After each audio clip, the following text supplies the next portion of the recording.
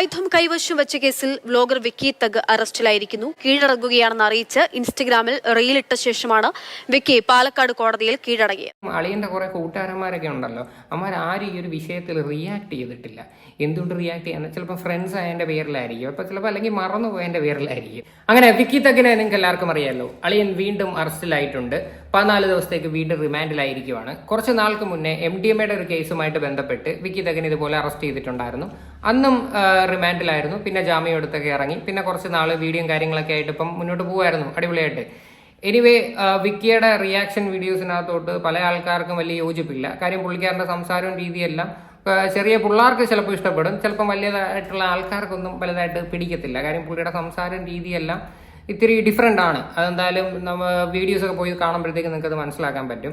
Anyway, വിക്കി തഗിനെ ഇപ്പം arrest ചെയ്യാനായിട്ടുള്ള reason എന്ന് പറഞ്ഞു കഴിഞ്ഞാൽ, ആയുധങ്ങൾ കൈവച്ച കേസിൽ വിക്കി തഗ് പോലീസിന്റെ അടുത്ത് കീഴടങ്ങിയിട്ടില്ലായിരുന്നു. അതായത് ഒരുപാട് നാളായിട്ട് വിക്കി തഗിനെ ഈ ഒരു കേസുമായിട്ട് ബന്ധപ്പെട്ട് പോലീസുകാർ വിളിച്ചിട്ടും പുള്ളിക്കാരൻ മുങ്ങി നടക്കുമായിരുന്നു. ഏകദേശം 2 വർഷത്തോളം പോലീസുകാരെ വെട്ടിച്ച് നടക്കുമായിരുന്നു എന്നാണ് വാർത്തയിൽ പറയുന്നത്. കാര്യം എന്ന് പറഞ്ഞു കഴിഞ്ഞാൽ, MDMA ആയിട്ട് പിടിച്ച കേസിൽ വിക്കി തഗിന്റെ കയ്യിൽ തോക്കും കാര്യങ്ങളൊക്കെ ഉണ്ടായിരുന്നു. അപ്പൊ ആ ഒരു വിഷയത്തിൽ വിക്കി ജാമ്യം എടുത്തിട്ടില്ലായിരുന്നു. MDMAയുടെ കേസിന്റെ കാര്യത്തിൽ മാത്രമാണ് ജാമ്യം എടുത്തിട്ടുണ്ടായിരുന്നത്. അപ്പൊ ആ കേസിൽ ജാമ്യം എടുക്കാത്തിടത്തോളം കാലം ഇത് പണിയാണ്. അപ്പം വിക്കി എന്തോ ചെയ്തേ, ഡയറക്റ്റ് കോടതിയിൽ കീഴടങ്ങി. അവിടുന്ന് പിന്നെ റിമാൻഡും കാര്യങ്ങളുമായിട്ട് പോയി. പിന്നെ പോലീസിന്റെ കസ്റ്റഡി, അവരുടെ അന്വേഷണമായിട്ടൊക്കെ അത് മുന്നോട്ട് പോകും. ഇനി വീണ്ടും ജാമ്യം എടുത്തു കഴിഞ്ഞാലേ വെളിയിൽ ഇറങ്ങാൻ പറ്റൂ. അപ്പം ഇതാണ് സംഭവം. പക്ഷേ ഈ പ്രാവശ്യം ഒരു ഇത്തിരി വെറൈറ്റി ഉണ്ട്. കോടതിയിൽ കീഴടങ്ങാൻ പോകുന്നതിന് മുന്നേ തന്നെ ഇൻസ്റ്റഗ്രാമിൽ ഒരു റീലൊക്കെ ഇട്ടിട്ടാണ് പോയത്. എന്തായാലും നമുക്ക് ആദ്യം തന്നെ ആ വാർത്തയൊന്ന് കേട്ട് നോക്കാം. ആയുധം കൈവശം വെച്ച കേസിൽ വ്ലോഗർ വിക്കി തഗ് അറസ്റ്റിലായിരിക്കുന്നു. കീഴടങ്ങുകയാണെന്ന് അറിയിച്ച് ഇൻസ്റ്റഗ്രാമിൽ റീലിട്ട ശേഷമാണ് വിക്കി പാലക്കാട് കോടതിയിൽ കീഴടങ്ങിയത്. ഗോകുൽ, ഇതിപ്പോ ഒരു സ്ഥിരം പരിപാടിയായിട്ടുണ്ട്. എന്തെങ്കിലുമൊക്കെ കുറ്റകൃത്യങ്ങൾ ചെയ്യുക, അതും റീലാക്കുക, അതും വൈറലാക്കുക, എന്നിട്ട് പോവുക എന്നുള്ളത്. കാര്യം ഇപ്പം നിലവിൽ നടന്നുകൊണ്ടിരിക്കുന്ന ഒരു സംഭവമാണ്. പ്രത്യേകിച്ച് നമ്മുടെ സഞ്ജു ടെക്കിയുടെ കേസ് തന്നെ എടുക്കുക. സഞ്ജു ഒരു ഡയലോഗ് പറഞ്ഞിട്ടുണ്ടായിരുന്നു, എനിക്ക് 10 ലക്ഷം രൂപ പോലും കൊടുത്താൽ കിട്ടാത്ത പ്രൊമോഷനാണ് ഇപ്പം കിട്ടിയിരിക്കുന്നതെന്ന്. അതാണ് ശരിക്കും പറഞ്ഞാൽ ഈ പറഞ്ഞു വരുന്നത്. അപ്പം വിക്കിയുടെ ഈ കേസിൽ പുള്ളിക്കാരൻ്റെ ഈ റീലിനകത്തും ഇങ്ങനൊരു ഡയലോഗ് അടിക്കുന്നുണ്ട്. ബാക്കിയുള്ള എല്ലാവർക്കും കിട്ടുന്ന റീച്ചിനെ കാട്ടി നമുക്ക് ഡയറക്റ്റ് കിട്ടുന്നതല്ലേ ഏറ്റവും നല്ലത്. പിന്നെ ബിഗ് ബോസിൽ പോകുന്ന കഥയൊക്കെ പറയുന്നുണ്ട്. പിന്നെ എനിക്ക് നിങ്ങൾ മാക്സിമം റീച്ച് ഉണ്ടാക്കി തരണം, അങ്ങനെയൊക്കെയുള്ള രീതിയിൽ വിക്കി സംസാരിക്കുന്നുണ്ട്. അപ്പം ഇപ്പം നിലവിലത്തെ ഒരു ട്രെൻഡ് എന്ന് പറഞ്ഞു കഴിഞ്ഞാൽ, സത്യം പറഞ്ഞു കഴിഞ്ഞാൽ, എന്തെങ്കിലും വിഷയങ്ങൾ ഉണ്ടാക്കി കഴിഞ്ഞാൽ, ഇപ്പം നെഗറ്റീവ് ആയാലും പോസിറ്റീവ് ആയാലും സോഷ്യൽ മീഡിയയിൽ എന്ത് വന്നാലും അത് റീച്ച് തന്നെയാണ്. അത് അറിയാലോ, അത്രയും പേരുടെ ഇടയിലോട്ട് നമ്മുടെ ഫേസ് ചെല്ലുവാണ്. അപ്പോൾ ഫേസ് ഫെമിലിയർ ആയി കഴിഞ്ഞാൽ ഒബിയസ്ലി പിന്നെ എന്ത് വിഷയങ്ങൾ റിയാക്ട് ചെയ്ത് കഴിഞ്ഞാലും എടുത്തു കഴിഞ്ഞാലും കാണാൻ ആൾക്കാർ കാണും. അപ്പം അതായത് 10 പേര് നമ്മളെ അറിഞ്ഞു കഴിഞ്ഞാൽ ഇതിൻ്റെ ഒരു പ്രത്യേകതയാണത്. പ്രത്യേകിച്ച് യൂട്യൂബ് ചാനലുള്ള എല്ലാവർക്കും അറിയാം. അതുകൊണ്ടാണ് പല ആൾക്കാരുടെ വിഷയങ്ങൾ വരുമ്പോഴും എടുത്ത് വെച്ച്, പ്രത്യേകിച്ച് ചെറിയ സബ്സ്ക്രൈബേഴ്സ് ഉള്ള ചാനലിനെ വലിയ സബ്സ്ക്രൈബേഴ്സ് ഉള്ള ചാനലുകൾ എടുത്ത് വെച്ച് റിയാക്ട് ചെയ്യില്ല. എന്താണ് റിയാക്ട് ചെയ്യാത്തത്? അവന് റീച്ച് പോകുമെന്ന് വെച്ചുകൊണ്ടാണ് പകുതിയും ചെയ്യാത്തത്. അതാണ് ഇതിൻ്റെ ഒരു ചെറിയൊരു എക്സാമ്പിൾ. എന്തായാലും ബാക്കിയുടെ കണ്ടുപോകാം.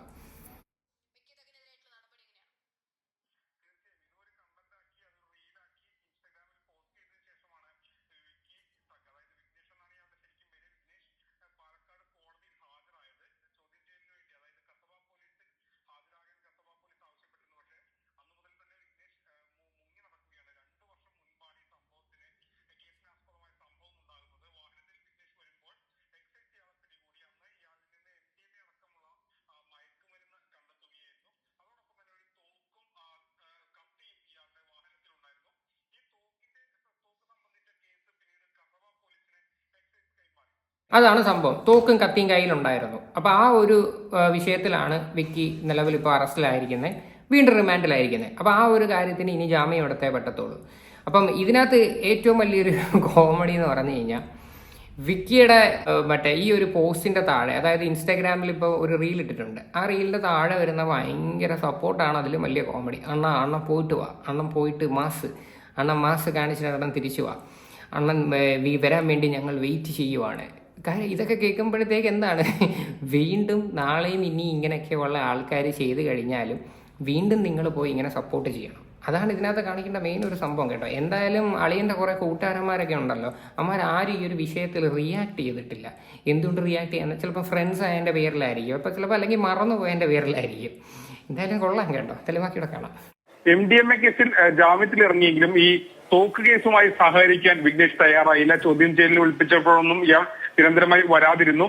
അതിനുശേഷം ഇയാളെ പിടികൂടാൻ നോക്കിയെങ്കിലും ഇയാൾ ഒളിവിൽ പോകുന്ന സ്ഥിതി വന്നു. പിന്നീട് കൊല്ലത്ത് വെച്ച് ഒരു തവണ ഇയാളെ പിടികൂടുമെന്ന് വരെ എത്തിയതാണ്. പക്ഷെ അവിടെ നിന്നും പോലീസിന്റെ കണ്ണുവെട്ടിച്ച് ഇയാൾ ഓടി രക്ഷപ്പെടുകയായിരുന്നു.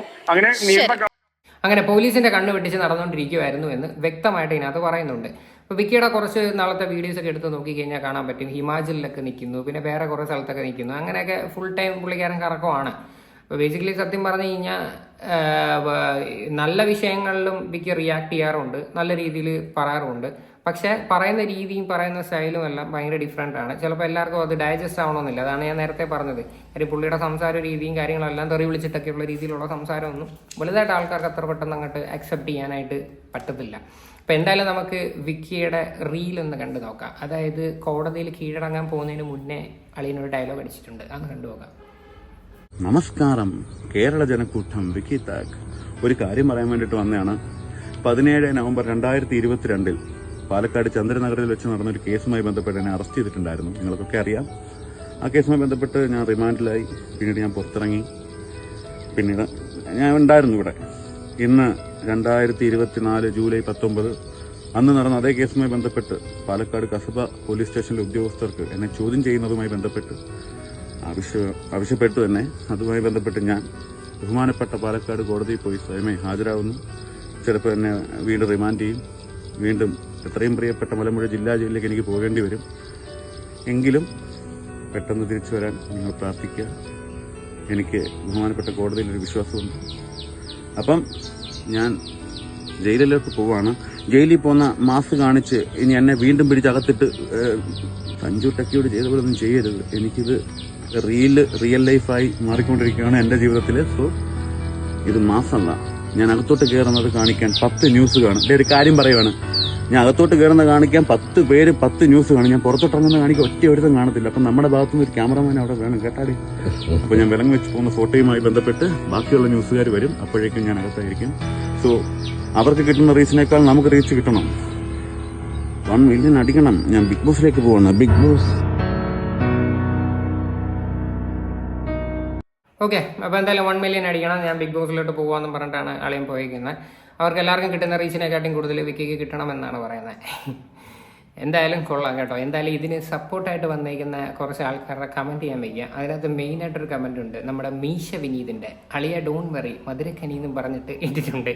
എന്തായാലും അറിയാലോ, മീശ വിനീതിനെ അറിയാത്തൊരു ചുരുക്കമായിരിക്കും. മീശ എന്തായാലും സ്ഥിരമായിട്ട് കയറിക്കൊണ്ടിരുന്നതാണ്. ഇപ്പോൾ അളിയൻ എന്തായാലും കുറച്ച് നാളായിട്ട് കയറുന്നില്ല. എന്തായാലും നല്ലൊരു കാര്യം. അതിന് താഴെ വന്ന് ബാക്കിയുള്ള സപ്പോർട്ടുകൾ നോക്കിക്കണം. പോയിട്ട് വാ ബ്രോ, പെട്ടെന്ന് തിരിച്ചു വായോ, ശുഭദിനം, അയ്യോ പോയി വരൂ ചേട്ടാ.